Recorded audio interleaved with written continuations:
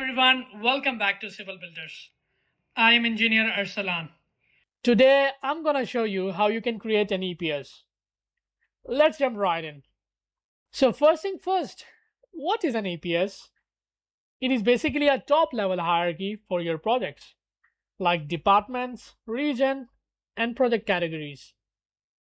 Consider it as a folder where all your projects live.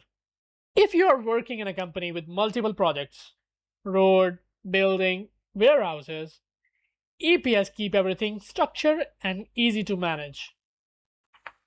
Alright, let's create one. Double click on this Primavera icon. Fill your credentials. And then click on this Connect option. Press OK. This is our Primavera interface. Now from this menu bar, click on this Enterprise, and from the drop-down, select Enterprise Project Structure. Now click on this Add button to create a new one. We can change its ID and name by simply click and typing.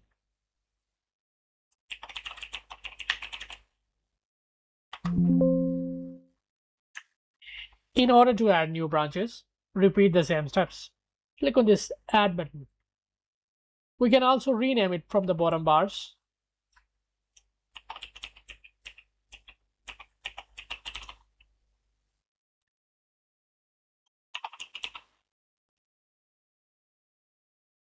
We can also use keyboard shortcuts.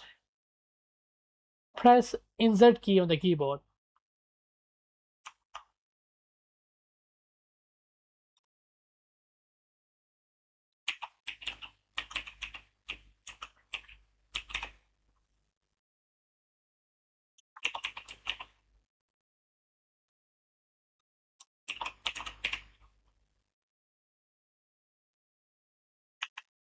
To place all these departments at the same level, we can use these arrowheads.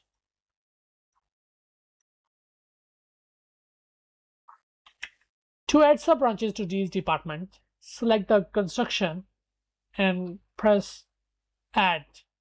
Now the new department is created for the construction.